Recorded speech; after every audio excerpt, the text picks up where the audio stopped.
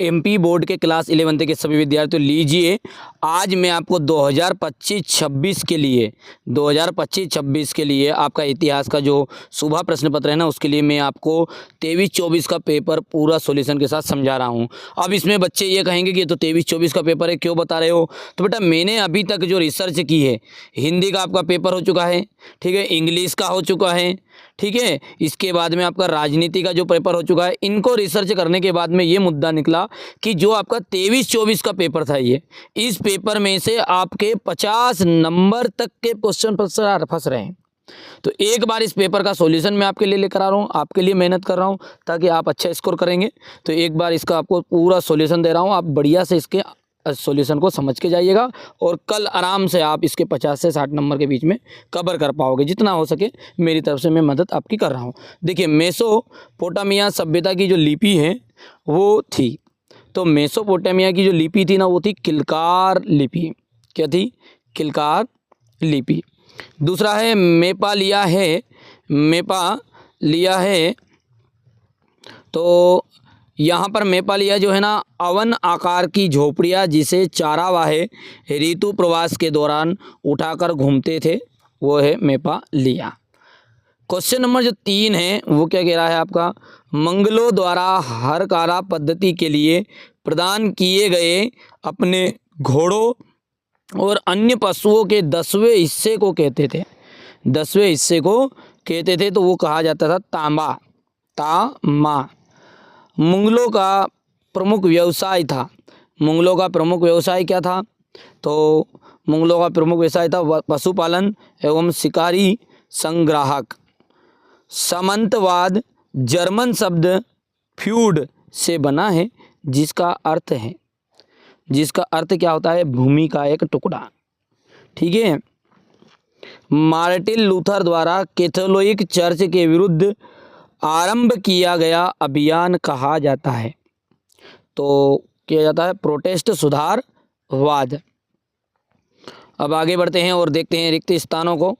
देखिएगा, रिक्त स्थान मेसोपोटामिया सभ्यता की सबसे पुरानी भाषा थी, तो मेसोपोटामिया शब्द की सबसे पुरानी जो भाषा है वो है आपकी सुमेरियन।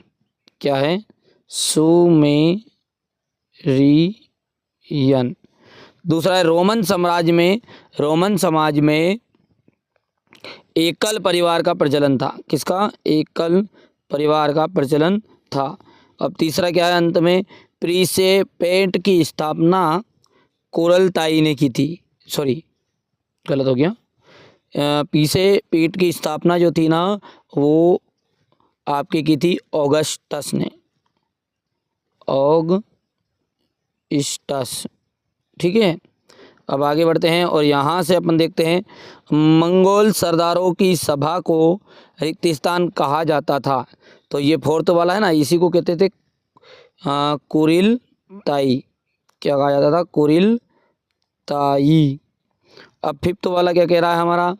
5th वाला है लॉर्ड नाइट को एक भूमि का भाग देता था। लॉर्ड नाइट को एक भूमि का भाग देता था जिसे रिक्त स्थान कहा जाता था। मतलब जिसे क्या कहा जाता था? तो जिसे कहा जाता फीप। यूरोप में सबसे पहले विश्वविद्यालय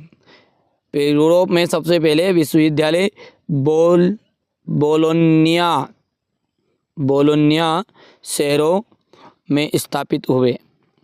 हो गया। अब आगे देखते हैं आपका क्वेश्चन नंबर 3, जो कि है उरक नगर मेसोपोटामिया के सबसे पुराने मंदिर नगरों में से एक है। सत्य है या असत्य बात है? तो पहला यहाँ पर आपका सत्य रहेगा। रोमन सेना व्यावसायिक थी, प्रत्येक सैनिक को वेतन दिया जाता था, ये बात भी आपकी सत्य है।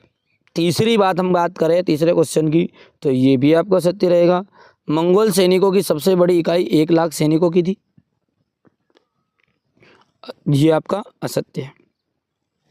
ईसाई धर्म में भिक्षु की जिंदगी केवल पुरुषों को ही अपना सकते थे, असत्य है, ये भी आपका असत्य रहेगा। और छठा आपका जो रहने वाला है वो आपका सत्य रहेगा। हो गया। अगला है हमारा यहाँ पर देख सकते हो बेटा, ये आपका एकदम ओरिजिनल प्रश्न पत्र बता रहा हूँ मैं 23-24 का, ताकि इसमें से, क्योंकि मैंने फिर वो कहा आपको कि मैंने जो रिसर्च की अभी तक, देखो मेरा अनुभव जो कह रहा है वो ये कि 23-24 का पेपर आप करोगे तो आराम से 40 नंबर 50 नंबर तो कहीं नहीं गए आपके, बिल्कुल पक्का है। देखो आराम से देखते हैं भैया, क्या है, जर्मनी का आपको मिलान करना है मार्टिन लूथर से। कनात में आ जाएगा भूमिगत नहर। पेजा का आ जाएगा आपका सुरक्षित यात्रा हेतु व्यापारियों को दिया जाने वाला पास। तांबा क्या है, तांबा का आ जाएगा अलग अलग सैन्य टुकड़ियाँ।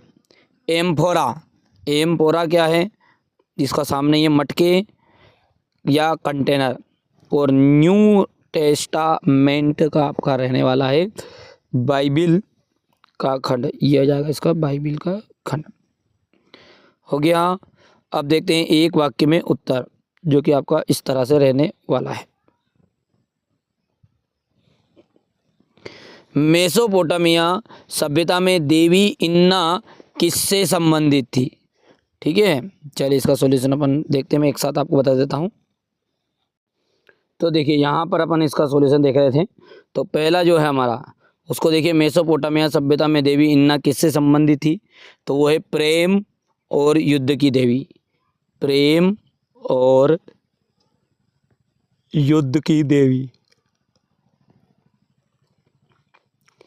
रोमन साम्राज्य में प्रचलित चांदी के जो सिक्के हैं, चांदी के सिक्के को क्या कहा जाता था? तो दीनारियस कहा जाता था। क्या कहा जाता था? दीनारियस कहा जाता था।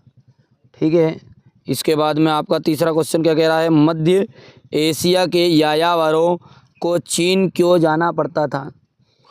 चीन क्यों जाना पड़ता था? तो व्यापार के लिए जाना पड़ता था। बेरन किसे कहते हैं? तो बेरन कैसे कहते थे भैया?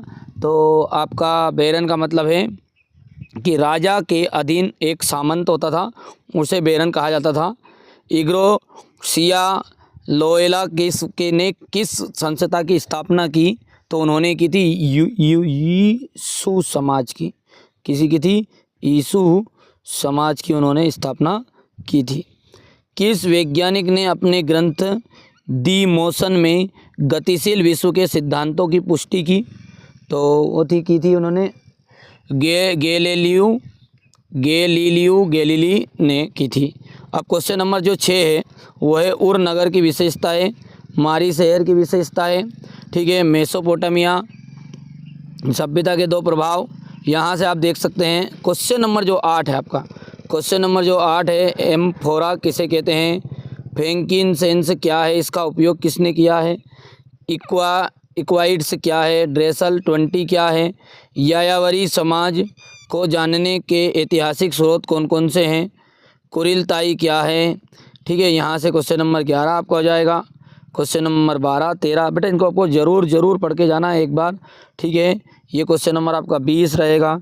ठीक है भैया, इसके बाद में आपका क्वेश्चन नंबर ये 23 तक, ये आपका मैंने 23-24 तक का पेपर जो था वो आपको मैंने बता दिया है। इसी में से आपके 90% क्वेश्चन आने के पूरे चांस है, क्योंकि बेटा जो अभी तक पेपर अपन ने देखा ना उसके अनुसार मैंने आपको यहाँ पर बता दिया है। चलिए, तो पहली बार चैनल पे है, सब्सक्राइब करिए, नोटिफिकेशन ऑन जरूर कर लीजिएगा।